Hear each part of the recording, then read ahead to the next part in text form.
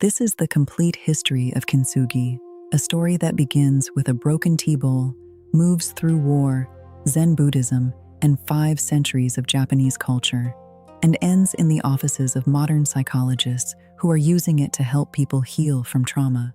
Most people have heard the word Kintsugi. Fewer know where it actually came from, how it survived, and why it spread across the world the way it did. That's what this video is about. To understand Kintsugi, you first have to understand Japan in the 15th century. The Muromachi period, which ran from 1336 to 1573, was a time of enormous cultural transformation. The samurai class had consolidated power. Zen Buddhism was reshaping art, architecture, and daily life. And at the center of elite Japanese culture sat one object above all others, the tea bowl. Tea ceremony, known as chanoyu, wasn't simply a ritual for drinking tea. It was a complete philosophy of living. The way a host arranged the room, selected the scroll on the wall, chose the bowl, every detail carried meaning. Chinese Celadon pottery was especially prized, imported at great expense, regarded as status symbols among the ruling class. And the bowls themselves were treated almost as sacred objects. It was in this world that Kintsugi was born. The story most often told involves Ashikaga Yoshimasa, the 8th Ashikaga shogun who ruled Japan from 1449 to 1473. Yoshimasa was a complicated figure, a weak military leader who presided over a devastating civil war, but a remarkably refined patron of the arts. He built the famous Silver Pavilion in Kyoto, championed no theater, and devoted enormous energy to the tea ceremony. Yoshimasa had a favorite Chinese Celadon tea bowl. When it cracked, he sent it back to China for repair. What returned disappointed him deeply. The bowl had been mended with crude metal staples, cold, graceless, holding the pieces together with no regard for beauty. He challenged his Japanese craftsmen to find something better. And what they developed built on an existing technique called maki-e, the art of decorating lacquerware with fine gold and silver powder. The craftsmen already knew how to work gold as ornament. What they now did was extend that knowledge into repair. Gold was not only for decoration, it was for mending.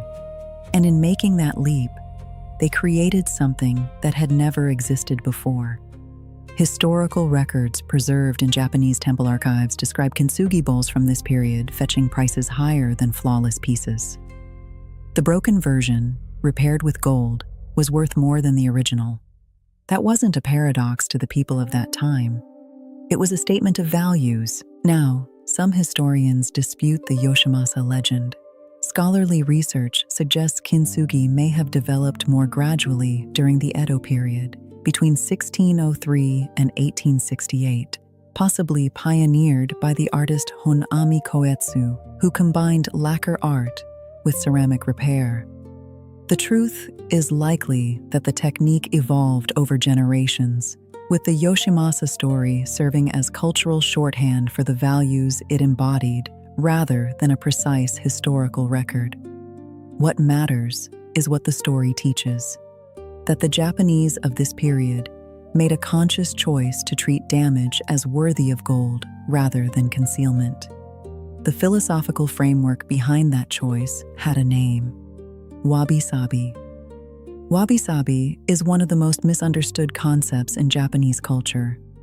It's often reduced to a single phrase, beauty in imperfection, but that translation barely scratches the surface. Wabi originally referred to the loneliness of living in nature, far from society. Sabi described the beauty that comes with age, the way rust forms on iron, moss grows on stone, lacquer develops a patina over decades of use.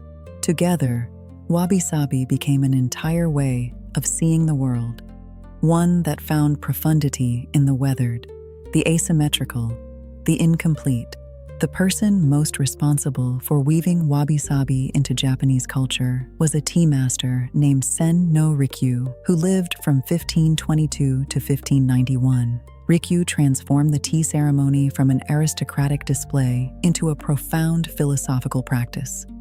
Where wealthy collectors coveted expensive, flawless Chinese porcelain, Rikyu preferred rough, locally made bowls, asymmetrical, modest, honest. He championed the idea that a cracked, repaired bowl, one that had lived and broken and been mended, was more interesting than a perfect one, more human. There's a concept in Japanese called ichigo ichi-e, which translates roughly as one time, one meeting. It describes the idea that every encounter is unrepeatable, that this moment, this cup of tea, this conversation will never come again. A kintsugi bowl embodies this perfectly. Its gold seams are a record of what happened, of the specific moment it broke, of the hands that repaired it, of the time that passed during the curing. The bowl carries its history visibly, and that's exactly what Rikyu and the tea masters valued. Rikyu's influence was enormous, and his end was tragic.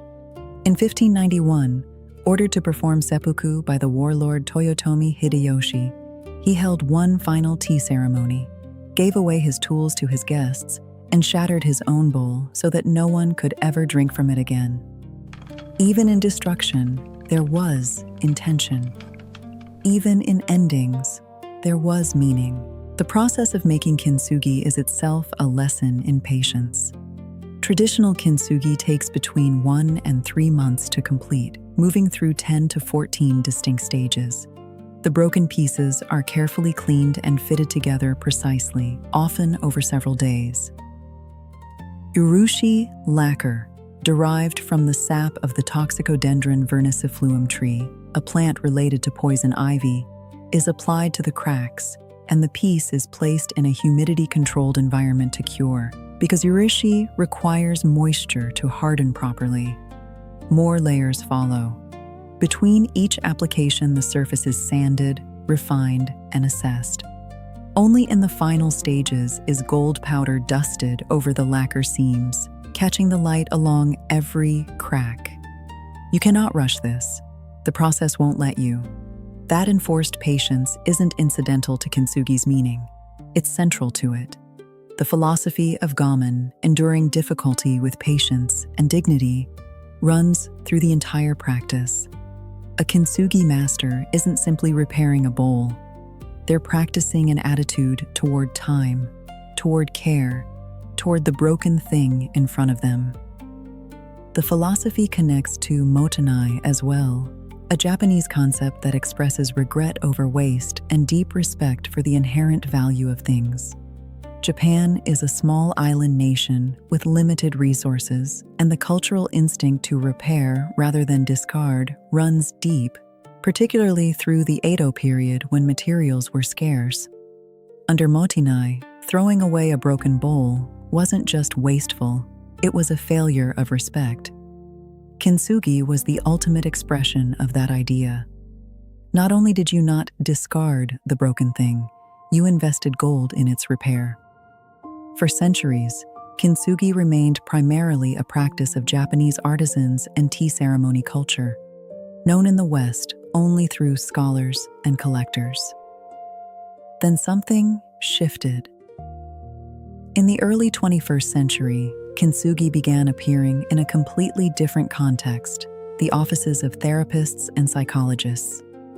Researchers studying trauma recovery started using kintsugi as a framework for what they called post-traumatic growth, the idea that people can emerge from crisis not simply restored to who they were, but genuinely transformed. Research in this area identifies specific gains that survivors of trauma can experience: deeper appreciation of life, stronger relationships, greater personal strength, new possibilities, and philosophical depth. The gold seams became a metaphor for exactly this process. The break is visible, the repair is visible, and the result is something that could not have existed without the damage. Therapists working with trauma clients began using Kintsugi as a teaching tool, and it fit naturally. Narrative therapy, which encourages people to reauthor their painful experiences as sources of strength, maps almost perfectly onto what Kintsugi demonstrates physically. You don't erase what happened. You fill it with something precious and let it show. During the pandemic, medical journals published research applying Kintsugi philosophy specifically to healthcare workers experiencing burnout and moral injury. The framework encouraged practitioners to view their exhaustion not as failure, but as evidence of deep care. Cracks that, tended properly, could become the most honest parts of who they were. In September 2020, United Nations Secretary-General Antonio Guterres referenced Kintsugi in his International Day of Peace address. He described Japan's appreciation for natural imperfections and said the result of Kintsugi is a peace that's not good as new, but better than new. He asked the world to apply that principle to its fractures. Today, Kintsugi has traveled far from the tea rooms of Muromachi, Japan. Artists in Los Angeles have repaired public basketball courts with gold resin. Workshops in Kyoto run 150-hour apprenticeship programs drawing students from across the world. Books on Kintsugi have been translated into 12 languages. On social media, the word is used millions of times a year, almost always in the context of healing. What accounts for that reach? The technique is beautiful, yes, but techniques are always beautiful. What Kintsugi offers is something rarer, a complete philosophy about what to do with damage, not hide it, not mourn it, not rush past it, repair it carefully with something precious and let the repair show. There's a concept in Japanese called mono no aware, the bittersweet awareness of impermanence. The reason a Kintsugi bowl moves us is because we understand somewhere deep that everything breaks eventually.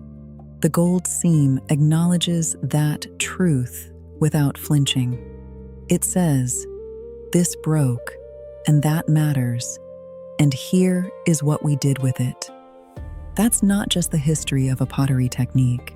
It's the history of how one culture decided to face the fact that things fall apart and chose gold.